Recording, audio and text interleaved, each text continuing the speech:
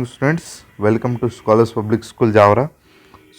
आज हम जानेंगे अल्काली मेटल ग्रुप वन के बारे में कि ये चीज़ें क्या होती हैं और किस तरीके से हम इनको क्लासिफाई करते हैं। हम लोग लास्ट लेक्चर तक जान चुके थे अल्कलाइन अर्थ मेटल के बारे में और अल्काली मेटल के बारे में, जिसके अंदर हमने अल्काली मेटल्स के अंदर सोडियम पोटाशियम के बारे में जाना था और साथ ही साथ बेरिलियम बोरॉन जो हमारे जो थे अगले जो अल्कलाइन अर्थ मेटल्स थे, हमने उनके बारे में अच्छे से जान लिया था। ठीक है, इसके अलावा हमने डायगोनल रिलेशनशिप के बारे में भी जाना था कि व्हेन अगर कोई एलिमेंट किसी ग्रुप से अलग हटके किसी और ग्रुप के जैसी अगर ये प्रॉपर्टी शो कर रहा है तो उसे आप बोलेंगे डायगोनल रिलेशनशिप।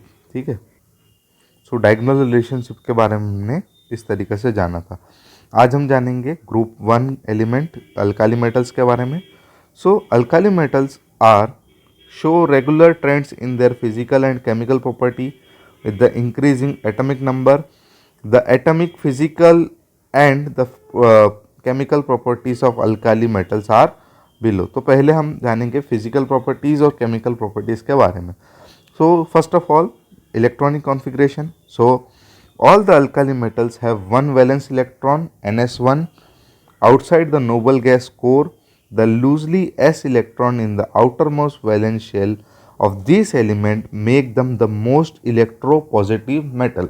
अब आप क्वेश्चन पूछेंगे सर इलेक्ट्रोपॉजिटिव का मतलब क्या होता है? तो जिस एलिमेंट के अंदर अपना एक इलेक्ट्रॉन डोनेट करने की क्षमता होती है उन एलिमेंट्स को हम क्या बोलेंगे? Electro positive. और जिनके अंदर अगर लेने की क्षमता होती है एक इलेक्ट्रॉन, उन्हें आप बोलेंगे इलेक्ट्रोनेगेटिव। देखिए, इनके अंदर एक एलिमेंट लेने की क्षमता है, देने की क्षमता है, तो आप इन्हें बोलेंगे electropositive metals. They readily lose electron to give monovalent M+ ion. ठीक है, तो ये क्या करते हैं कि एक अपना जो इलेक्ट्रॉन है ये क्या करते हैं अपने अंदर से छोड़ देते हैं थ्रू द कैटिनेशन प्रोसेस, तो आपको एक मोनोवेलेंट आयन इनका मिलता है। Hence they are never found in free state in nature. तो देखिए, सिर्फ इनको एक इलेक्ट्रॉन लूज करने की ज़रूरत है। तो ऐसी कंडीशन में जब ये एक इलेक्ट्रॉन लूज कर देंगे तो जल्दी से रिएक्ट हो जाएंगे। तो ऐसी कंडीशन में हम इन्हें देखते हैं कि ये आपके जो इलेक्ट्रॉन्स हैं या फिर हम आप बोले मेटल है, ये फ्री स्टेट में हमें नहीं मिलता है। ठीक है, तो देखिए आप इलेक्ट्रॉनिक कॉन्फ़िगरेशन लिथियम का तो 1s2 2s1, सोडियम का है 1s2 2s2 2p6 3s1, potassium का 4s1, रुबेडियम का 5s1, सीजियम का 6s1 और इधर आपका फ्रेंशियम का है 7s1। ठीक है, तो आपको मेनली अपर 3 के इलेक्ट्रॉनिक कॉन्फ़िगरेशन अच्छे से याद होने चाहिए यहाँ तक के। आपको ये वाली चीज़ अच्छे से आती होगी 1s2 2s2 2p6, ये आपको अच्छे से पता होंगे आई होप। तो ये हमें जानना ज़रूरी है। तो इलेक्ट्रॉनिक कॉन्फ़िगरेशन आपको याद होनी चाहिए। दूसरी बात, एटॉमिक रेडियस और आयनिक रेडियस, जो कि हम चैप्टर नंबर 3 में पढ़ चुके हैं।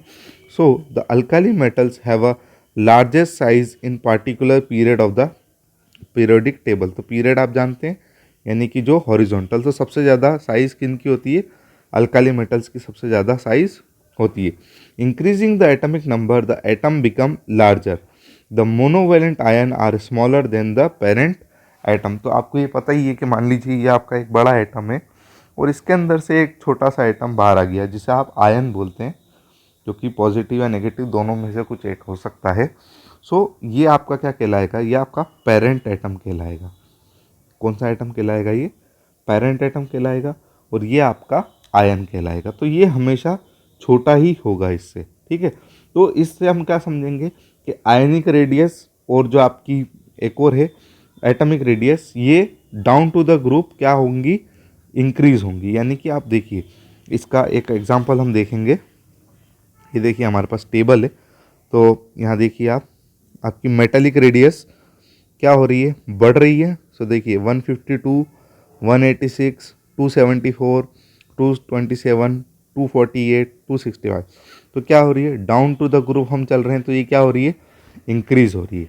और अगर आयनिक रेडियस की बात करें तो 76, 102, 138, 152, 167, 180, तो ये भी क्या हो रही है, इंक्रीज हो रही है। यानी कि आप क्या याद रखेंगे कि अल्काली मेटल में डाउन टू द ग्रुप आपकी जो एटॉमिक रेडियस और आयनिक रेडियस इंक्रीज होगी। ठीक है। आयनाइजेशन एंथैल्पी का मतलब क्या होता है कि the amount of energy to gain one electron from other element, यानी कि एक इलेक्ट्रॉन को अपने एटम में से हटाने के लिए कितनी एनर्जी लगेगी, कितनी मिनिमम एनर्जी लगेगी, उसे आप क्या बोलते हैं, आयनाइजेशन एंथैल्पी।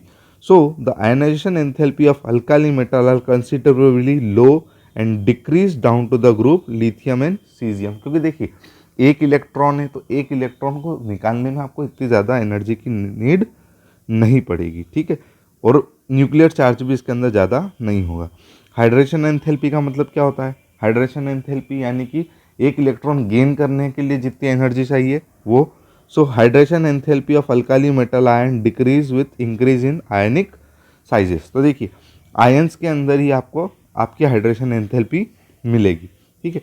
इसके अलावा हम बात करें तो फिजिकल प्रॉपर्टीज़ के अंदर, आपके जो अल्काली मेटल्स होते हैं वो आपके सिल्वरली वाइट होते हैं, सॉफ्ट होते हैं, लाइट मेटल्स होते हैं बिकॉज ऑफ लार्ज साइज, और इनका जो मेल्टिंग पॉइंट और बॉइलिंग पॉइंट है ये हाई होता है। ये बात आप अपने नोट कर लेंगे। ठीक है। तो इन चीज़ों से आपको इस टेबल का बड़ी हेल्प मिलेगी।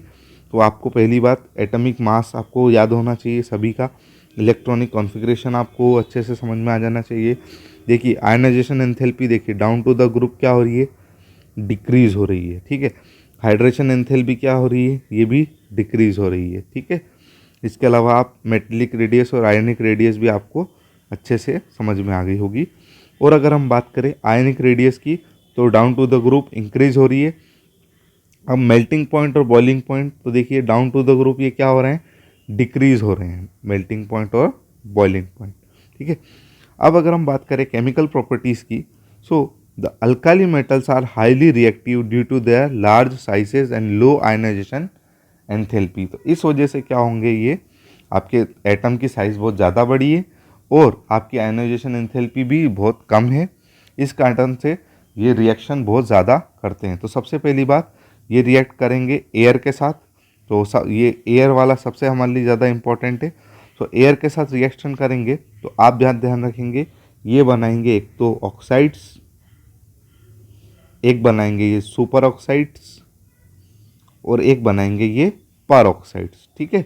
ये बात आप ध्यान रखनी है हमें क्या क्या बनाएंगे। ठीक है। और आपको ये बात भी ध्यान रखनी है कौन सा एलिमेंट कौन सा आपका जो बनाएगा आपके ऑक्साइड बनाएगा।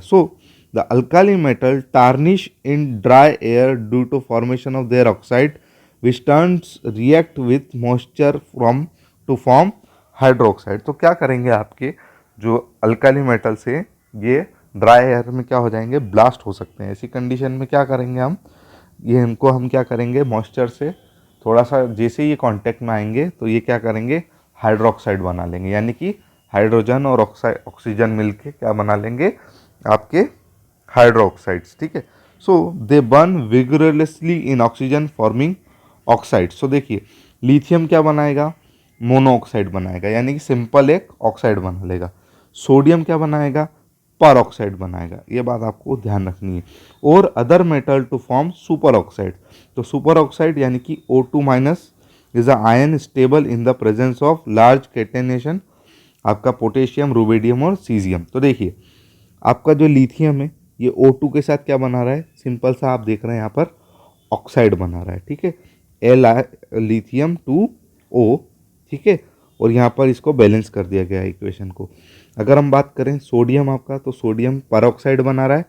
और अगर हम बात करें, अगर ये पोटाशियम, रुबिडियम और सीजियम है, ये क्या बना रहे हैं, सुपर ऑक्साइड्स बना रहे हैं। आई होप आपको ये बात अच्छे से समझ में आई होगी। और हम लोग इस लेक्चर को यहीं आज के लिए ख़त्म करते हैं। अगले लेक्चर में हम रिएक्टिविटी टुवर्ड्स वाटर और डाई हाइड्रोजन और हेलोजेंस के बारे में जानेंगे, साथ ही साथ लिथियम के यूजेस जानेंगे। तब तक के लिए आप पढ़ते रहिए। Thank you so much. God bless you all.